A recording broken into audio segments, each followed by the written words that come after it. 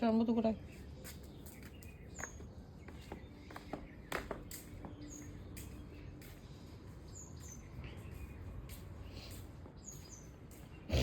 এখন বাজে 6টা, দুয়ারে জল দিতে চলে এলাম।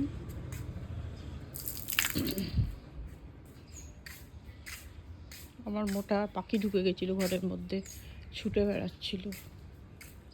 পাখিটা বের হলে তবে আমার শান্তি, নাহলে আরেকটু আগেই জল দিয়ে দিতাম, ধরে ফেলতো আরেকটু হলে। চড়ুই পাখি ঢুকে গেছিলো ঘরে, লাইট অফ করা হয়নি, করতে হবে না।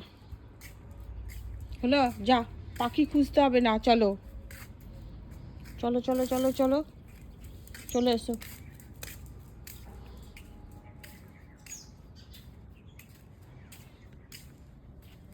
চলো চলো চলো চলো চলো।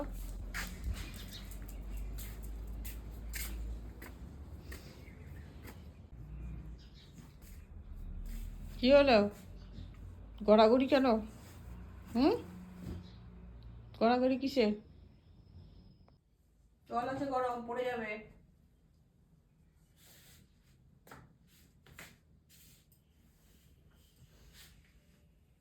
ঠান্ডা। চলে এসো, এখানে এসো আগে, এখানে এখানে এখানে এখানে এখানে এখানে এসো, এখানে এসো, এখানে এসো, এখানে এসো। ঠান্ডা, বাবাই ঠান্ডা। টাকা দিয়ে দেবো। চলে এসো এখানে, চলো এখানে ডাকছি, এখানে এখানে এখানে মোটা, এখানে এখানে। চলো, good, very good. Good morning করো, গুড মর্নিং, গুড মর্নিং। সবাইকে গুড মর্নিং করে দাও, গুড মর্নিং। ও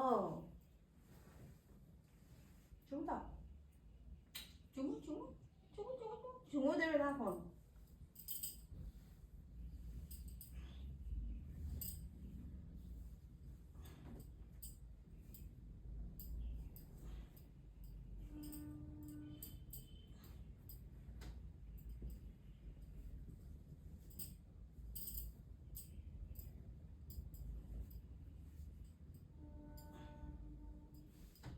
দাঁড়াও, বসো ভালো করে, বসো ভালো ভালো করে, বসো বসো ভালো করে, বসো। Good, very good. বসো বসো বসো। এ না, বসো কেন? বসা হয় না, বসো ঠিক করে, বসো বসো। গুড। এ নাও খাও, বসে খাও, বসে বসে বসে খাও। এই তো দিয়েছি, এই তো 3-4টে দিয়েছি। ওটা গরম জল, জল খাবে?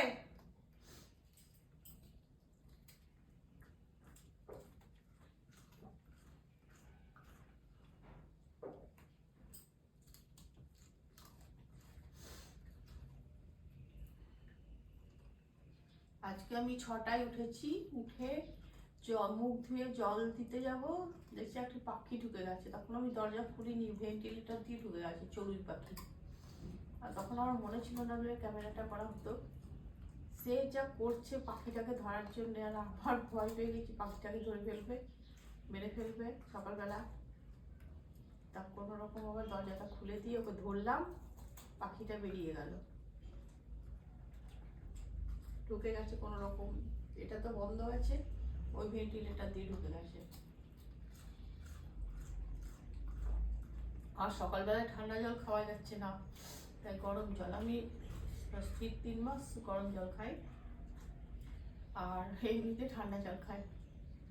গরম জল খেয়ে তো আমার পোষায় না আর কি, সকালেও গরম জল খেয়ে নিই, এই ঠান্ডা জল খেয়ে নিই। আর শীত 3 মাস আমি যখনই জল খাই গরম জল করে রাখি ফ্লাক্সে, একটু ঢেলে নিই আর খাই। যাও, বিস্কিট খেলে সঙ্গে সঙ্গে চলে এসছো, এবার যাও বাথরুম পায়খানা করে এসো, যাও। হাগু মুতু তোমাদের ভাষাতে যাও, বুঝতে পারবে না নইলে তো। যাও করে এসো। আমি বিছানাগুলো সব তুলে ফেলি, তারপর বাসে ওষুধ তুলতে যেতে হবে।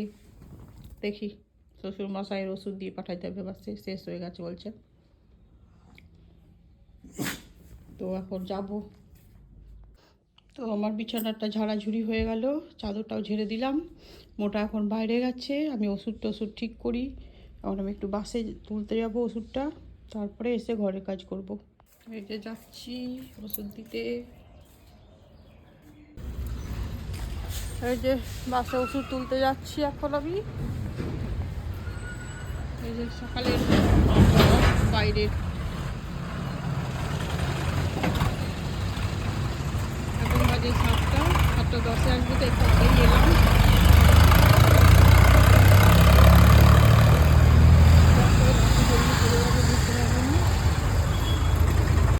বাসে ওষুধ তুলে দিলাম মুনলাইট।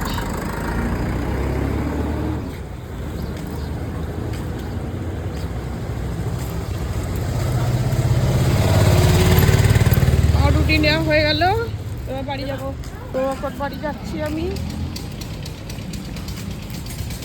ওষুধটা পেয়ে দেওয়া হলে ফোন করে দিই একবার, নইলে ওখানে আবার দাঁড়াবে, তখন পেরিয়ে চলে যাবে, তাই বলে নাকি। তো আমি চলে এসেছি বাড়ির কাছে। এই যে বাড়ি ঢুকে যাবো এবার।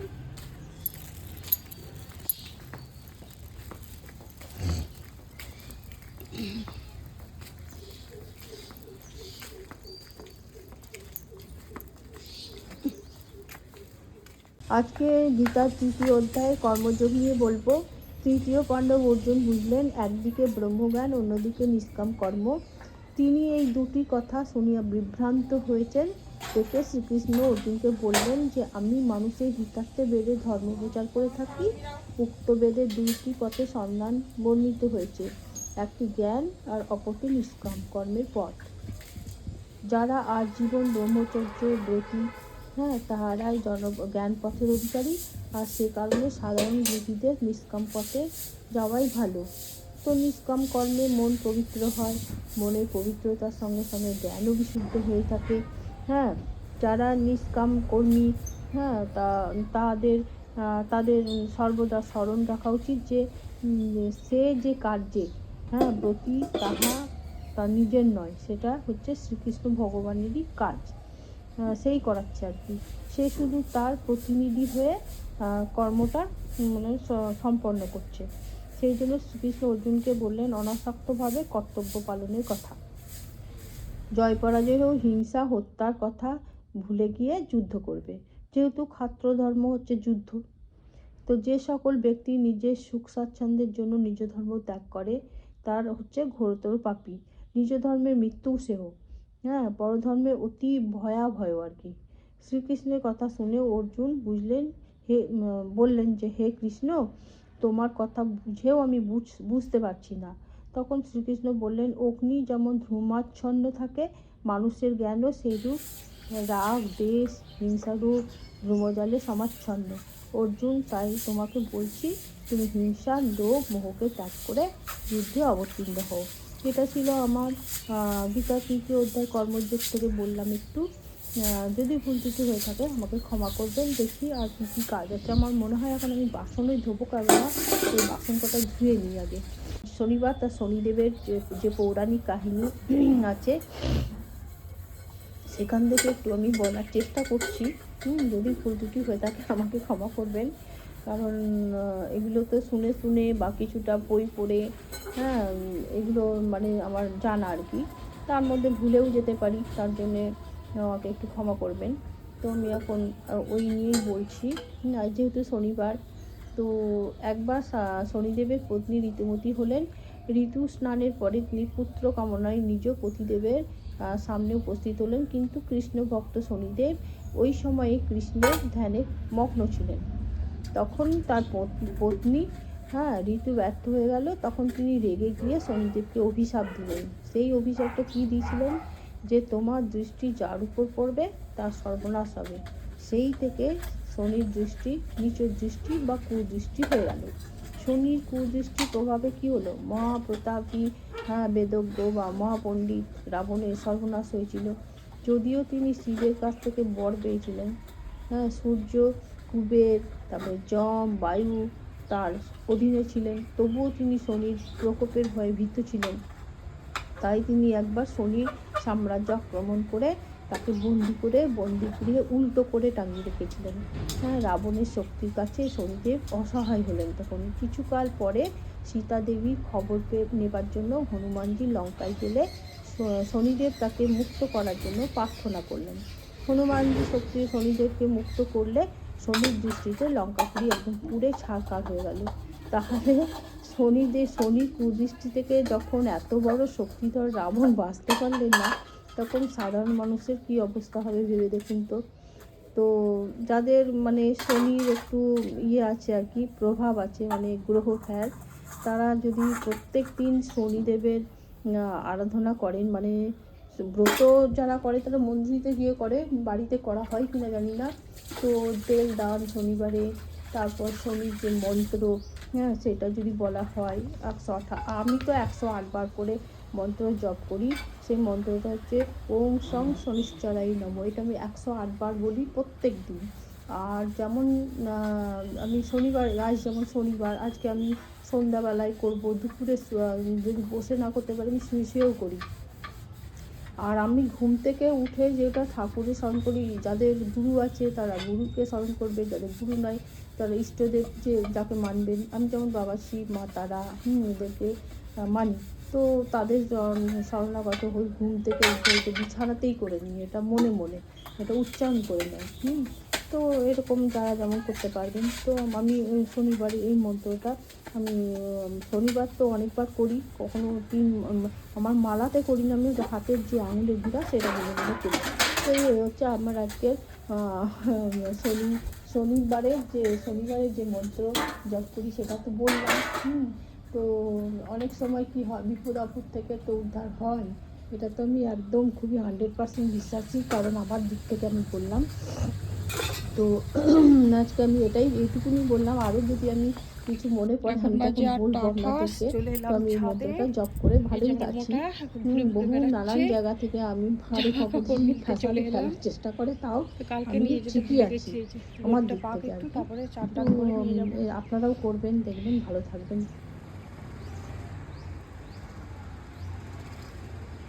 কি করছো বোটা? কি দেখছো? কি দেখছো? এখন সকাল 8:28 বাজছে। আমার কমলা লেবুগুলো তোলাও হয় না, খাওয়াও হয় না, টক মিষ্টি আর কি।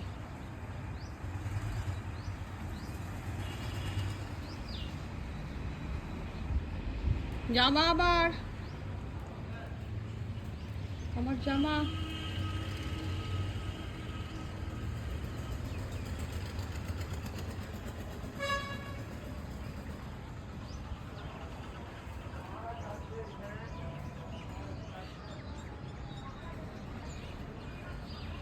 একবার ওয়েদারটা দেখিয়ে দিলাম ছাদে উঠে।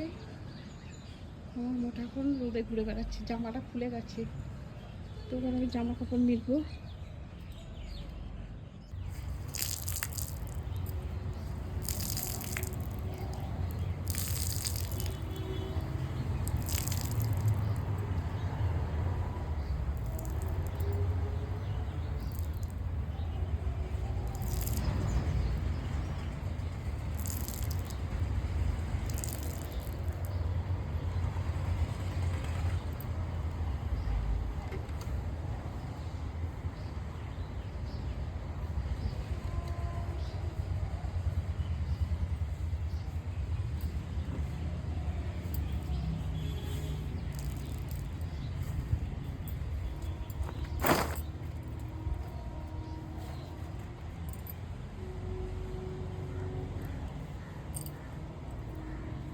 তো আমার মেলা হয়ে গেল, এখন আমি নিচে যাব। এই যে আমার মেলা হয়ে গেল, মোজাটা নিচে দিয়ে দেবো। চলো বোটা, চলো নিচে চলো, এবার হয়ে গেছে, চলো চলো চলো চলো। Good, very good. শুভ সকাল বন্ধুরা, এখন বাজে সকাল 9:30। তো ব্রেকফাস্ট নিয়ে নিয়েছি, এটা আমার ছেলের। আর এই যে আমার এটা ব্রেকফাস্ট, মুড়ি, ছোলা, ছোলাতে বেরিয়ে গেছে, কল বেরিয়ে গেছে, এটা আমার খেতে খুব ভালো লাগে। এই যে বেরোতে শুরু করেছে, এখন 2-3 দিন খাবো এটা। আর একটু গুড় নিয়েছি, আখের গুড়, আর আখের গুড়ের মধ্যে একটু মুড়ি নিয়ে নিয়েছি। তো মিষ্টি মিষ্টি, নুন নুন, ঝাল ঝাল খাবো। আর একটা মোটা পেঁয়াজ নিয়ে নিয়েছি, পেঁয়াজ খেতে দারুণ ভালোবাসি। আর ভাজা লঙ্কা নিয়ে নিয়েছি, আর একটা চপ। এই হচ্ছে আমাদের সকালের ব্রেকফাস্ট। তো আমরাও খাই, আবার দেখা হচ্ছে, আপনারাও খান। যারা ব্রেকফাস্ট করেছেন তারা ভালো, আর যারা করেননি তারা করে নিন। এখন বাজে সকাল 10:47। জয় শ্রী শম্ভু, নমস্কার। আপনারা সবাই কেমন আছেন? আশা করছি সবাই খুব ভালো আছেন। আমার আজকের এই নতুন ভিডিওতে আপনাদের সবাইকে স্বাগত জানাই। আমার পুজো কমপ্লিট হলো, এখন আমি রান্না টান্না করব, দেখি কি করি। এখন বাজে 10:53, তো আমার পুজো হয়ে গেল। এখন আমি রান্না করব, তো কি রান্না করব দেখাই আপনাদের। তো আজকে শাক তো প্রত্যেক দিন হয় আমার, শাক কেটে রেখেছি, এই যে শাক, পোলকা শাক ধুয়ে টুয়ে রেখে দিয়েছি। আর এই যে পনির হবে, তো পনির এখন কাটিনি, ফ্রিজ থেকে বের করে রেখেছি। তো রান্না করি, তারপর আপনাদের সঙ্গে শেয়ার করছি। বসো এখানে বসো।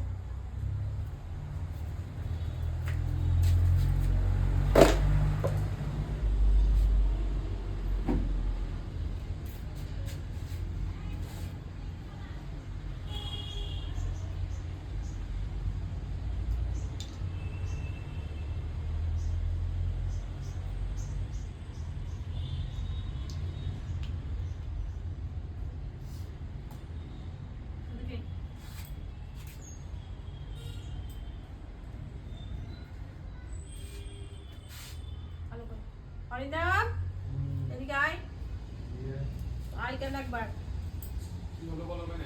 দেখ কিরকম দাঁত মারছি, দেখ।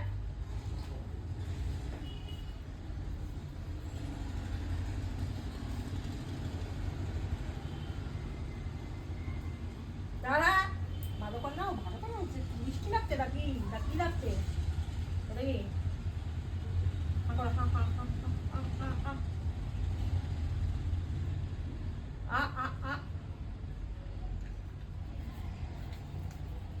বিস্কুট খেতে পারছো না, দাঁত মাজতে হবে না, পাথর জমে গিয়েছে দাঁতে মনে হয়, তার জন্য বিস্কুট চিবাতে পারে না। দেখি দেখি, হাঁ করো, হাঁ করো।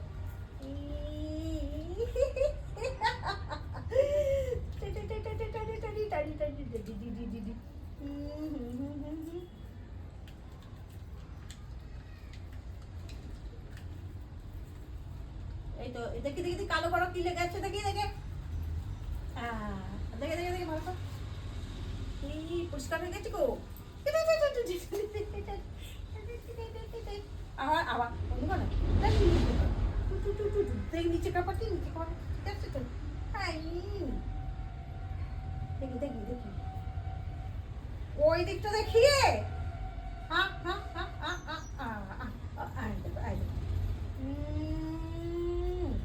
এই তো কি লেগে আছে একটা, দেখি দেখে দেখ।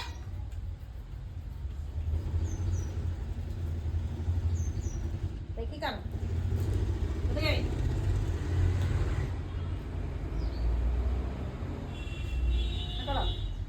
মুছে দিই, মুছে দিই, মুছে দিই, মুছে দিই।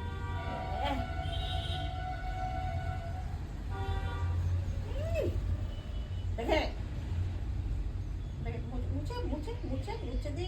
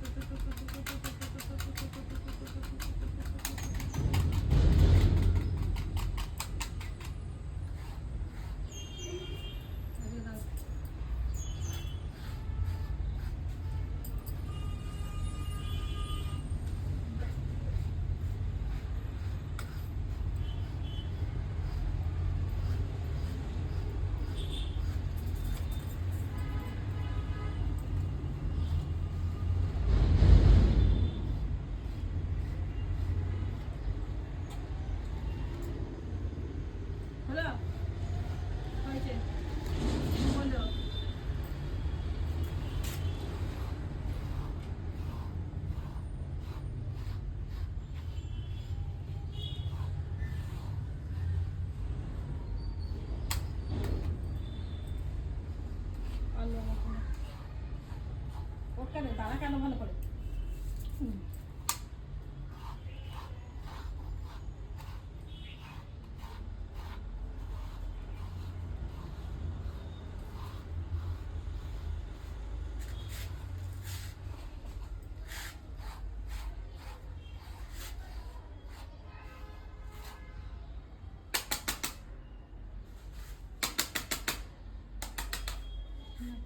সোয়েটার পরবে, সোয়েটার পরবে এখন না, গায়ে রোদ লাগাও, একটু পরে সোয়েটার পরবে। যাও।